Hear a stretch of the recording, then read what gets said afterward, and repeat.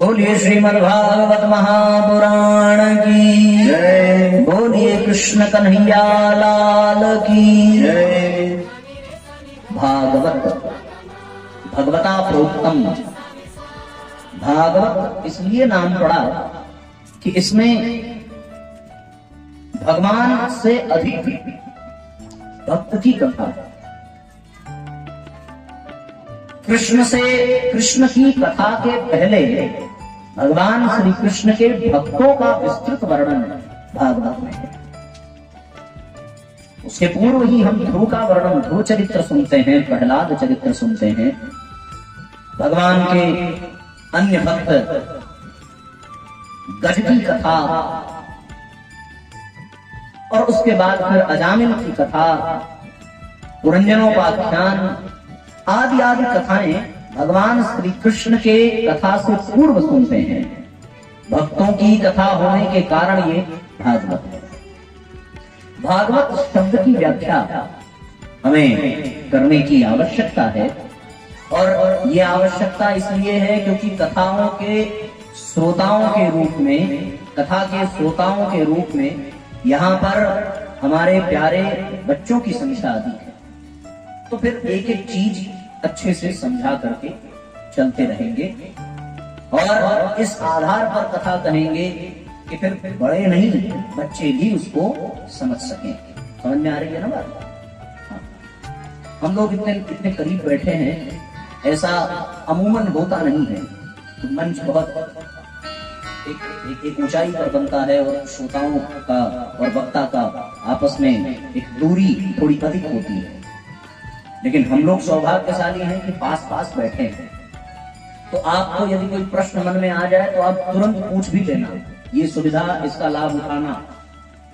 दूर होते तो नहीं पूछ पाते, फिर आपकी आवाज में सुन नहीं पाता।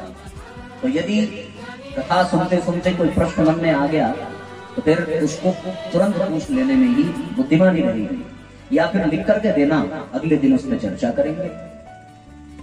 तो साथियों, भागवत में 4 अक्षर हैं, भ, ग, व और त। इसके बारे में, इसकी व्याख्या लिखते हुए शास्त्रों में वर्णन है, भा शब्द कीर्ति वाचक, भा शब्द कीर्ति वचनों, ग शब्द ज्ञान वाचक, सर्वेष्ठ वचनों वाश्च तु विस्तार वाचक। भा शब्द कीर्ति वचनों अर्थात भ यानी भक्ति, ग यानी ज्ञान, व यानी वैराग्य, और त का अर्थ त्याग। 4 चीजें हो गई। पहला भक्ति, दूसरा ज्ञान, तीसरा वैराग्य, और चौथा त्याग। ये 4 चीजें अगर गहराई से चिंतन करें तो हमें भी 4 चीजें प्राप्त हुई हैं। वो 4 चीजें जिसे हम लेकर यहां भी बैठे हैं, वो 4 चीजें कौन सी हैं? पहला, ये शरीर। दूसरा, इस ग्रंथ को समझने के लिए बुद्धि भी लेकर यहीं बैठे हैं। तीसरा, हम ध्यान से सुन रहे हैं तो हमारा मन भी यही है, और ये शरीर जीवित है तो इसका अर्थ है कि इसके भीतर रहने वाली आत्मा भी यही पर है। तो 4 चीजें होंगी। 4 डायमेंशनल प्रोग्राम हमारे शरीर में चलता है। शरीर, बुद्धि, मन और आत्मा। इन 4 चीजों के लिए भागवत के 4 अक्षर के 4 संदेश निकल करके आते हैं। शरीर यानी फिजिकल, बुद्धि यानी इंटेलेक्चुअल, ये बुद्धि है, और उसके बाद फिर मन साइकोलॉजिकल, और फिर आत्मा यानी स्पिरिचुअल। ये 4 चीजें, शरीर, मन, बुद्धि और आत्मा। इन चारों के लिए भागवत में 4 चीजें बताई गई। शरीर के लिए बताया गया त्याग, शरीर के लिए त्याग। उसके बाद फिर मन के लिए बताया गया वैराग्य, बुद्धि के लिए बताया गया ज्ञान, और आत्मा के लिए बताया गया भक्ति। शरीर को त्याग के आसन पर बिठाओ, मन को वैराग्य के आसन पर बिठाओ, बुद्धि को ज्ञान के आसन पर बिठाओ और आत्मा को भक्ति का आसन प्रदान करो, तब जाकर के यह जीवन भागवत में बन सकेगा। शरीर के लिए त्याग बहुत जरूरी है। आप किसी क्षण किसी डॉक्टर के पास चले जाइए, वो आपको दवाएं बाद में देगा, पहले आपको कुछ त्याग करने के लिए कहेगा। यदि आपका ब्लड प्रेशर बढ़ा होगा तो आपको वो नमक त्यागने के लिए कहेगा। यदि आपका कम हुआ होगा तो आपको वो मिष्ठान त्यागने के लिए कहेगा। शुगर बढ़ा होगा तो वो आपको मीठा त्यागने के लिए कहेगा। ठीक है ना? यदि आपका शरीर अस्वस्थ हो रहा है, कमजोर हो रहा है, तो फिर वो आलस्य त्याग कर मॉर्निंग वॉक करने के लिए, योग आदि के लिए करेगा। ठीक है ना? त्याग शरीर के लिए बहुत आवश्यक है।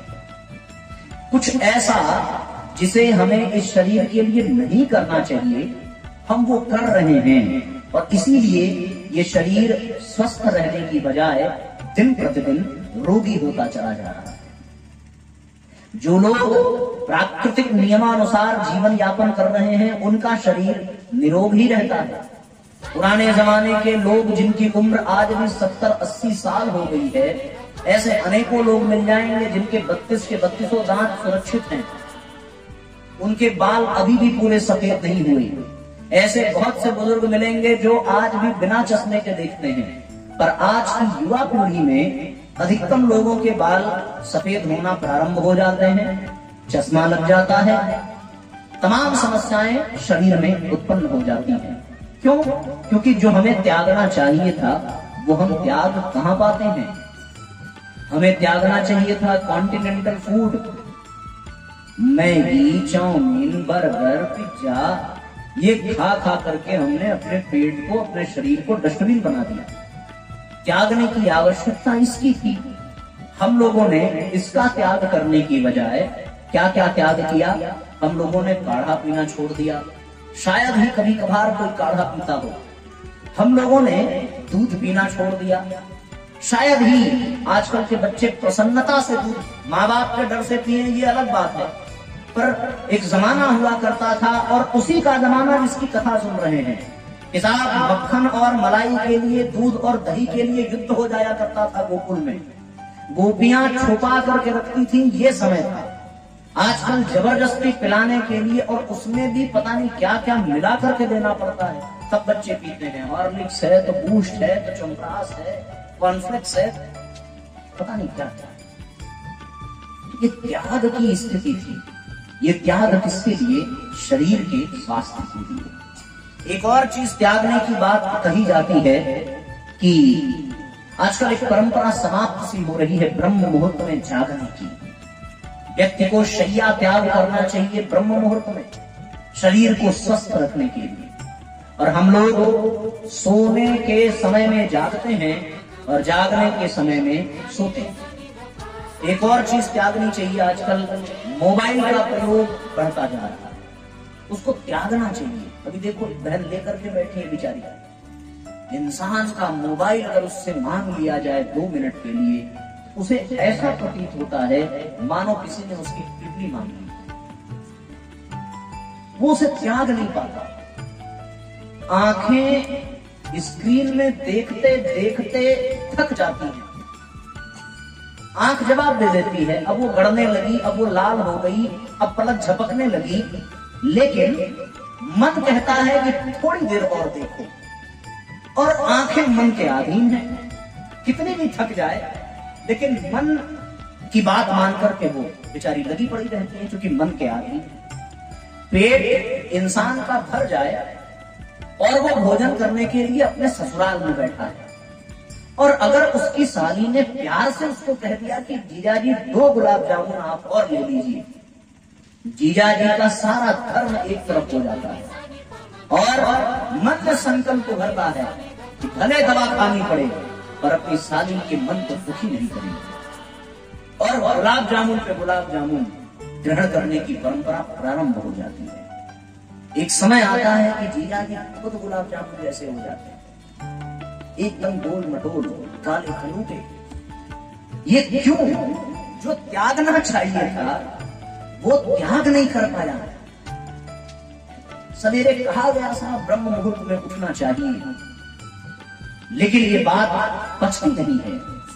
जबरदस्ती बच्चों को उठाने के लिए, ये तो बड़ी अच्छी परंपरा साहब देखी। हम लोगों ने कल वो कहा गया चार्ट देखा और उसमें पाया कि 4 बजे से जागरण है, एक बच्चों को नया संस्कार किया जा रहा है। तो जग जाते हो ना 4 बजे, लेकिन जगने के बाद बड़ी भयावह स्थिति रहती है। लगता है कि धरती हिल रही है, लगता है कि कुछ कंपन हो रहा है, शरीर अपने नियंत्रण में नहीं है। उसका कारण ये है कि हम लोगों को बहुत जल्दी सोना भी तो चाहिए था, जल्दी जगने के लिए। सोने का समय आधी रात को ही रहा और जल्दी जगने के कारण शरीर स्वस्थ होने की बजाय और भी अस्वस्थ होता चला जाता है। तो शरीर के लिए भैया त्याग होना चाहिए, ये बहुत आवश्यक है। जिसके जीवन में त्याग ना हो उसके जीवन में उसका शरीर स्वस्थ नहीं रह सकता, अत्यंत आवश्यक है। और उसके बाद फिर एक और दूसरी बात, बुद्धि के लिए ज्ञान चाहिए। बिना ज्ञान के बुद्धि का कोई कीमत नहीं है। वो आदमी बिल्कुल पागलों जैसा है जिसके पास ज्ञान नहीं है, उसका फिर व्यवहार बिल्कुल पागलों जैसा ही होगा। यदि आपको जो बातें यहां से बताई जा रही हैं आपकी बुद्धि में ना बैठती और आप इसको न समझ पाते, तो आप कल्पना करो आप कैसा व्यवहार करते। एक कल्पना करो कि कुछ भी मान लो समझ में ना आ रहा हो और आपको जबरदस्ती बिठा दिया जाए, फिर आप कैसे रहेंगे? एक ऐसे कैदी की तरीके से जिसको जबरदस्ती जेल में बंद कर दिया जाए, और जैसे ही मौका मिलेगा वैसे ही आप यहां से भागने की योजना बनाएं। ये इसलिए साथियों क्योंकि ज्ञान बुद्धि के लिए आवश्यक है। ज्ञान के आसन पर ही बुद्धि जब आरूढ़ होती है तब वो सही निर्णय करती है। यदि बुद्धि में ज्ञान न हो तो व्यक्ति का हर निर्णय गलत होगा और उसका जीवन पतन की ओर चलता चला जाएगा। भगवान कृष्ण अपने बिस्तर पर सोए हैं घोर निद्रा में। उनके पास महाभारत युद्ध के लिए कौरव सेना का सेनापति या कौरव सेना का अध्यक्ष आप कह लीजिए दुर्योधन, और इधर से अर्जुन, दोनों भगवान के पास पहुंचे। एक भगवान के सिरहाने बैठा और दूसरा भगवान के चरणों को दबाने लगा। कौन चरण दबा रहा है? अर्जुन। सिरहाने कौन बैठा? दुर्योधन। दुर्योधन की बुद्धि में यदि ज्ञान होता तो वो अच्छे से जान पाता कि यदि याचक के रूप में हम यहाँ आए हैं तो सिरहाने नहीं, सिर के पास नहीं, पैर के पास बैठना चाहिए। ये ज्ञान केवल और केवल अर्जुन के पास था, और परिणाम ये निकला कि पहला अवसर अर्जुन को मिला कि तुम्हें जो चाहिए तुम मांगो। भगवान ने 2 भागों में स्वयं को वितरित किया। एक तरफ मैं यानी कृष्ण वो भी निहत्था, और दूसरी तरफ मेरी इतनी बड़ी सेना जो कभी पराजित नहीं हो सकती, नारायणी सेना जिसके पास संजीवनी विद्या है। अगर दुर्योधन की बुद्धि में ज्ञान होता तो फिर वो कृष्ण की सेना नहीं बल्कि कृष्ण को मानता, पर ज्ञान नहीं था उसकी बुद्धि में। उसकी बुद्धि अहंकार से ग्रसित थी, और अहंकार तो भैया ज्ञान का परम शत्रु है। अहंकारी होने का तात्पर्य है खुद को ज्ञानी मान लेना, ये अहंकारी होने का प्रमाण है। और ज्ञानी होने का तात्पर्य ये है कि खुद को अज्ञानी मानना। यदि हमने स्वयं को अज्ञानी माना तो ही हम ज्ञान का अर्जन कर पाएंगे। यदि आप इस समय स्वयं को हमसे अधिक ज्ञानी मानोगे तो आप यहाँ नहीं बैठोगे बल्कि यहाँ बैठोगे हमारे सर पर कि महाराज आप क्या सुना रहे हो, आपसे ज्यादा तो मैं सुना सकता हूँ, आप नीचे बैठो मैं सुनाऊंगा भागवत। तो नीचे बैठने का तात्पर्य बस इतना है कि साहब कुछ तो आपसे हमारा ज्ञान कम है। ये ज्ञानी होने का प्रमाण है। अज्ञानी होना स्वीकार कर लिया, यही से ज्ञान की शुरुआत होती है, यही से ज्ञान के पथ पर चलने का पहला कदम रखता है।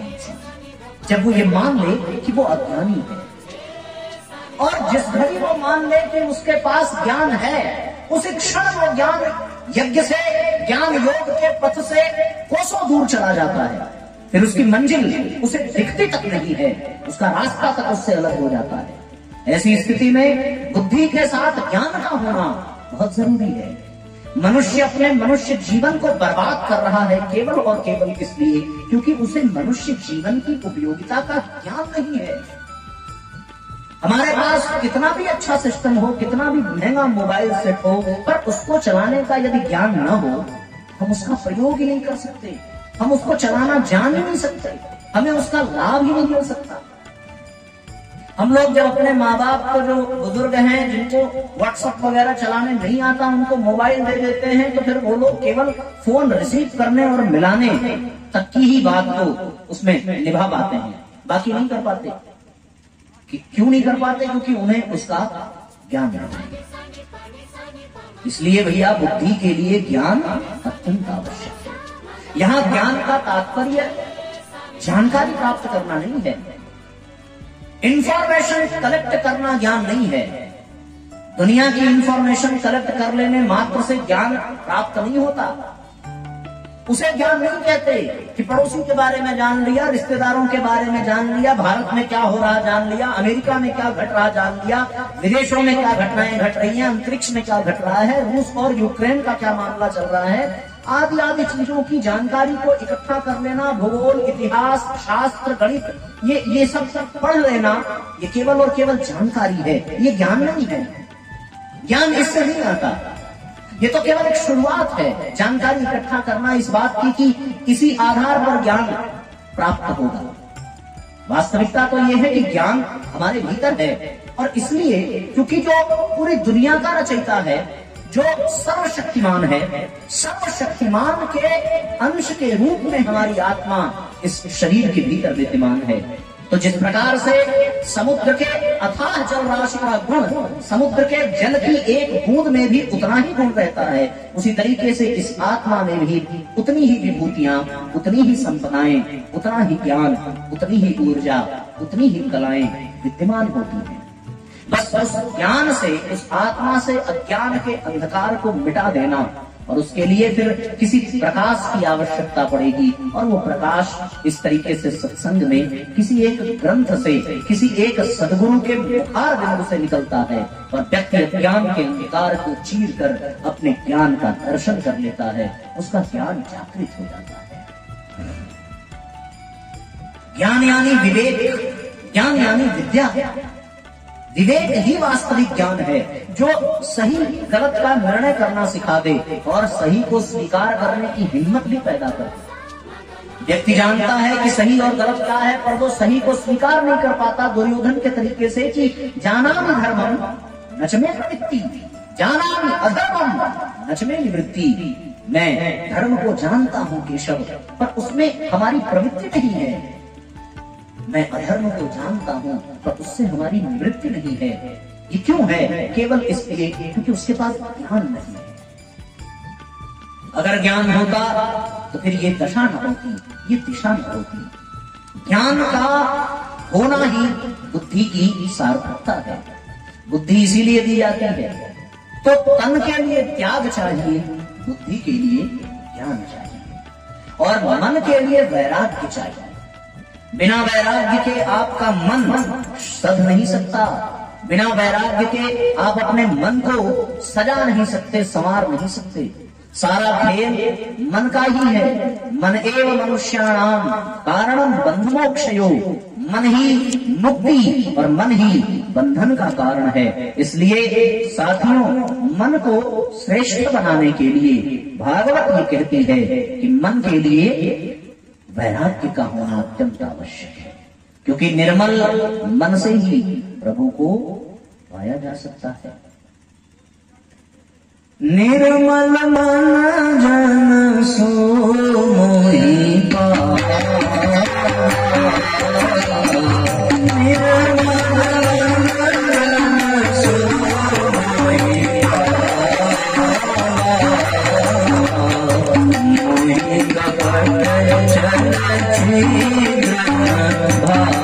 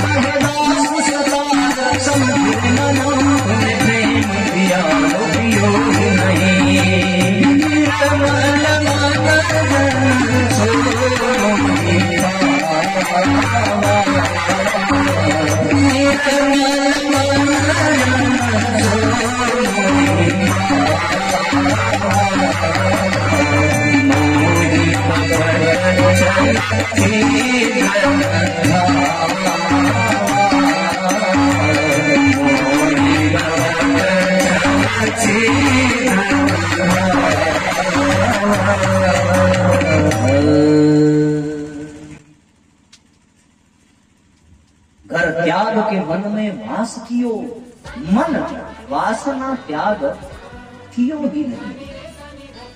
मन से वासना गई नहीं, घर का त्याग करने से, वन में वास करने से क्या मन को वैराग्य मिलेगा? एक पति पत्नी में झगड़ा हो गया, दुनिया का झगड़ा साफ प्रचलित नहीं है, पर पति और पत्नी का झगड़ा प्रचलित है। जब शिव और पार्वती में हो गया तो हम लोग तो फिर सांसारिक शिव और पार्वती है, सुना उनके बीच में भी हुआ, जिसके कारण सती को त्यागना पड़ा अपना शरीर। तो फिर सांसारिक पति पत्नी यदि उनमें झगड़ा ना हो तो इसका अर्थ यही होगा कि वो पति पत्नी के तरीके से रहे ही नहीं।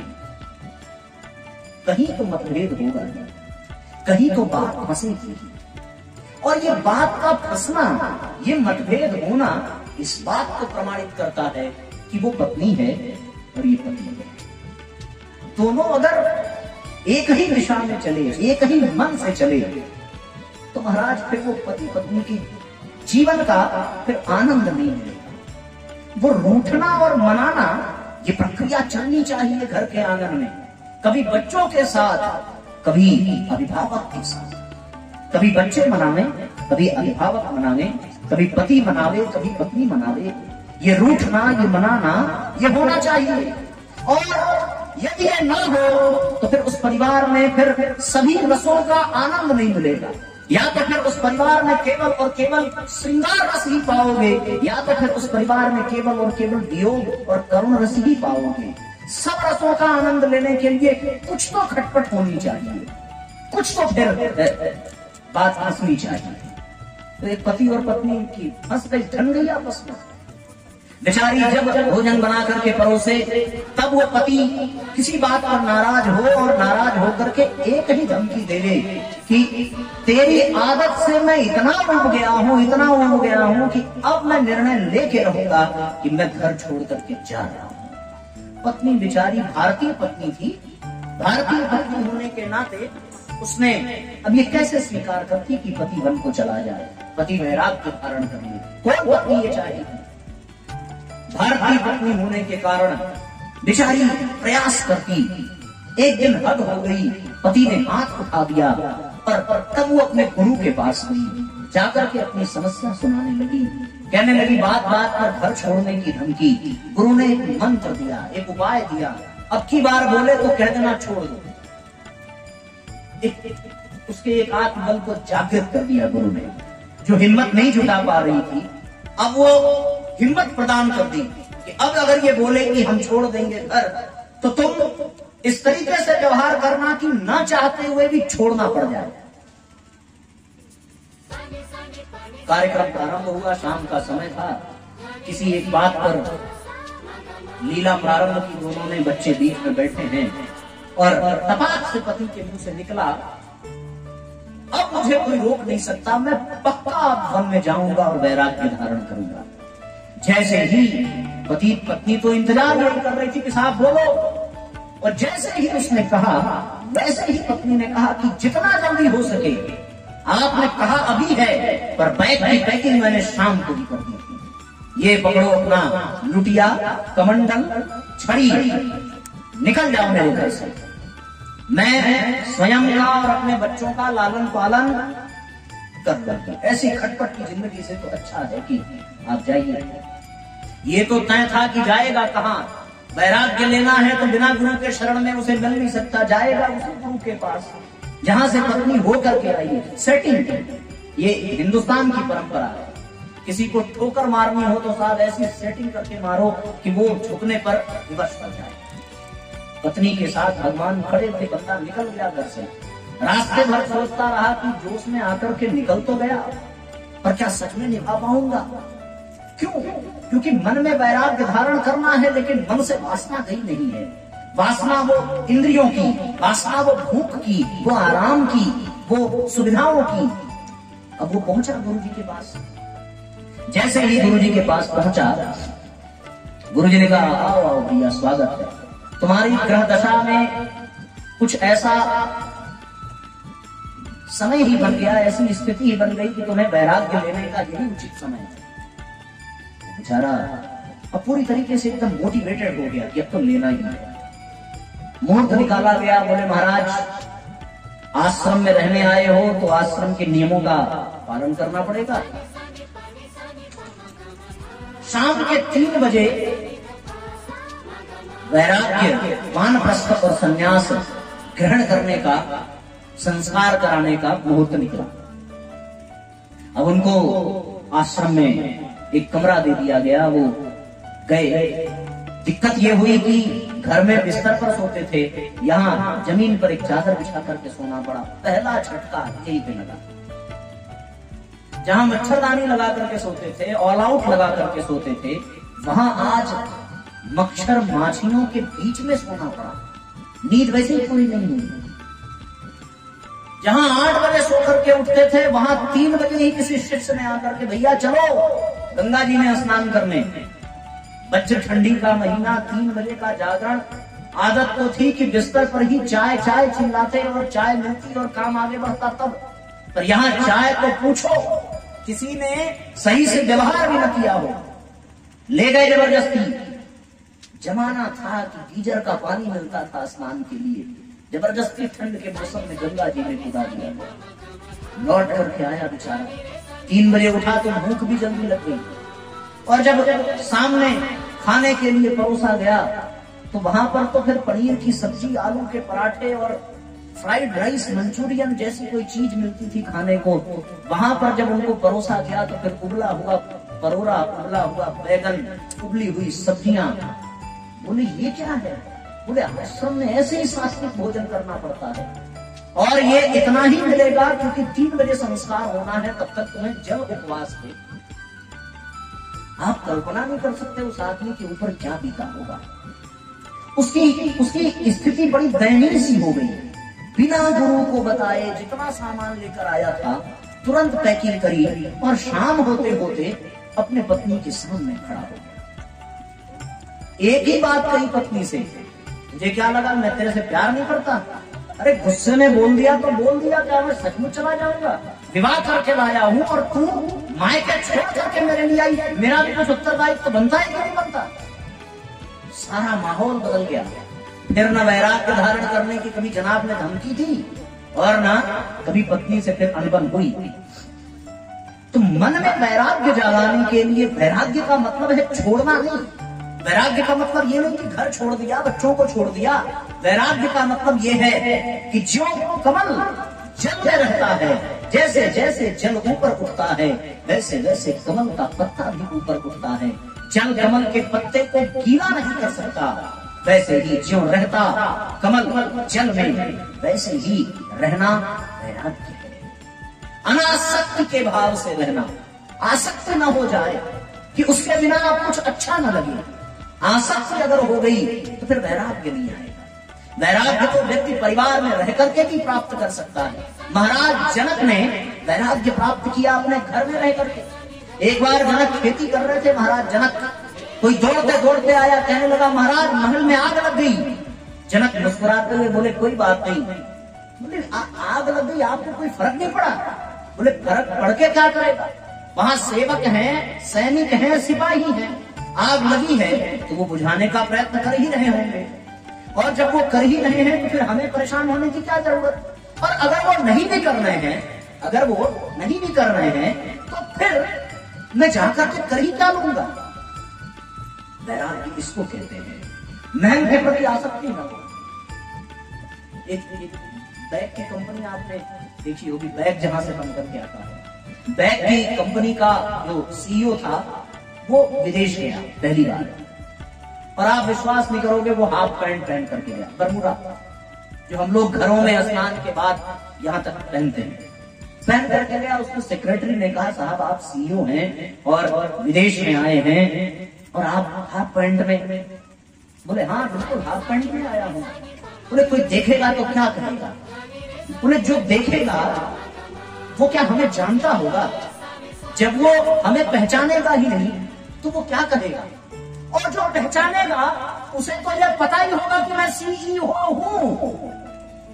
तो फिर मैं हाफ पैंट पहनूं या फटा हुआ पहनूं, मेरे गरिमा पर कोई ठेस लगी नहीं सकती, क्योंकि जो जानेगा उसे तो पता होगा कि मेरी पद, मेरा प्रतिष्ठा क्या है। और जो नहीं जानेगा उसे मैं जन्मा करके करूंगा क्या? वैरागी इसको कहते हैं, इसको वैरागी कहते हैं। सच्चा वैरागी कृष्ण जन्म लेते ही माँ बाप को छोड़ देने की सामर्थ्य। गोकुल में 10 साल रहा, गोपियों के बीच में बाल बालों के रूप में, यशोदा के साथ, नंद बाबा के साथ, श्री रामा के साथ, एक पल में गोकुल से विदा होकर के मथुरा में भी मथुरा की आसक्ति नहीं, मथुरा में भी उतना ही वैराग्य। जब ये देखा कि बार बार जरासंध आक्रमण करता है, मथुरा का भी त्याग, चलो द्वारिका। सोने की द्वारिका भी उस कृष्ण को बांध नहीं पाई। रावण को सोने की लंका ने बांध लिया, पर सोने की द्वारिका ने कृष्ण को बांधा नहीं। रावण उस लंका की रक्षा के लिए खुद चला गया, लेकिन कृष्ण ने जाने से पहले उस द्वारिका को समुद्र में डुबो दिया। इसको वैराग्य कहते हैं, इसको वैराग्य कहते हैं। जो कुछ है उसमें बंधना नहीं है, और यदि हम बंध गए तो फिर हमारी प्रगति रुक जाएगी। ये सत्य है। ये सामान यदि हम अपने हाथ में ऐसे उठा करके रखें तो अभी तो इसका कोई वजन नहीं है, एक भी वजन नहीं है इसका, बिल्कुल बहुत हल्का सा। पर 2 घंटे अगर ऐसे ही हाथ करके रखा जाए तो साहब इसका वजन बहुत बढ़ जाएगा, फिर ये उठाते नहीं बनेगा। ना विश्वास हो तो करके देखिए, 2 घंटे ऐसे ही हाथ करके रखना, फिर ये आपके इस हाथ से उठेगा नहीं। वैराग्य न होने पर यही स्थिति होती है। व्यक्ति किसी में बंध गया तो फिर वो उसके लिए फंदा बन जाता है, और वैराग्य इसी को कहते हैं। यदि ये छूट गया तो फिर छूट गया, इसको वैराग्य कहते हैं। हमारे यहाँ स्थिति ये है आचार्य जी की, शरीर छोड़ना पड़ता था तो फिर 2 तरह से लोग मरते हैं। एक मरता है तो दुनिया ये कहती है कि उनका शरीर छूट गया, और एक मरता है तो दुनिया कहती है कि उन्होंने शरीर छोड़ दिया। ये 2 बातें आती हैं। जो साधारण गृहस्थी है उसके लिए ये कहा जाता है कि उनका शरीर शांत हो गया, उनका शरीर छूट गया। पर जो संत होता है, जो महात्मा होता है, जो महापुरुष होता है, उसके लिए ये कहा जाता है कि उन्होंने शरीर छोड़ दिया, क्योंकि उन्हें अच्छे से पता है कि दरख्वास्त करने से अच्छा है कि इस्तीफा दे दो, उसमें ज्यादा आनंद है। गुरुजी ने शरीर छूटा नहीं, उन्होंने खुद गायत्री जयंती पर शरीर छोड़ दिया। इसको वैराग्य कहते हैं। जानबूझ करके छोड़ दिया। भगवान राम और भगवान कृष्ण आए तो उनका छूटा नहीं, उन्होंने छोड़ा है कि अब समय हो रहा है, अब चलो यहां से, यहां का काम पूरा हुआ। इसको कहते हैं वैराग्य। मुझे लगता है इस विषय में मैं कुछ ज्यादा समय नहीं लिया, इसको यहां समेटते हुए अगले क्रम की ओर चले। तो मन के लिए वैराग्य, तन के लिए त्याग। त्याग जबरदस्ती करना है, और ना करोगे तो फिर करना पड़ेगा। अच्छा, एक बात और बता दूं कि खुद से किया तो वो तप बन जाता है, और जबरदस्ती कराया गया तो वो फिर कष्ट बन जाता है। मीठा और नमक जबरदस्ती छुड़ाया गया तो डॉक्टर भी गाली सुनता है, और जो नहीं कहता है वो भी गाली सुनता है। लेकिन हमारे गुरुदेव कहते हैं कि साहब सप्ताह में एक बार तो मीठा नमक के बिना स्वाद व्रत करो। अपनी मर्जी से छोड़ोगे तो वो तप बन जाएगा, जबरदस्ती छूटेगा तो फिर वो कष्ट बन जाएगा। त्याग का मतलब है अपनी मर्जी से छोड़ना, अपनी मर्जी से, डंके की चोट पर छोड़ना, उसको त्याग कहते हैं। तो फिर तन के लिए त्याग, बुद्धि के लिए ज्ञान, और मन के लिए वैराग्य, आत्मा के लिए भक्ति। भक्ति, भक्ति का अर्थ है समर्पण, भक्ति का अर्थ है निस्वार्थ प्रेम। और वो किससे? उससे जिसका अंश वो आत्मा है, उससे। और वो आत्मा किसका अंश है? परमात्मा का। आत्मा के लिए भक्ति का आसरा, भक्ति का पायदान देना चाहिए। उस पर आत्मा विद्यमान हो तो वो परमात्मा को पाती है। भागवत का शब्द का ये 4 अक्षर, भक्ति, ज्ञान, वैराग्य और ये त्याग, ये चारों आयामों को तार देते हैं। जब त्याग हो तन के लिए, मन के लिए वैराग्य हो, भक्ति आत्मा के लिए, और फिर ज्ञान बुद्धि के लिए। भक्ति बड़ी मार्मिक चीज है। चढ़ के एक बार जो उतर जाए, दरअसल वो भी भक्ति नहीं है। वो चढ़ के एक बार जो उतर जाए। आओ एक भजन सुनाते हैं, उसके बाद फिर आगे बढ़ते हैं।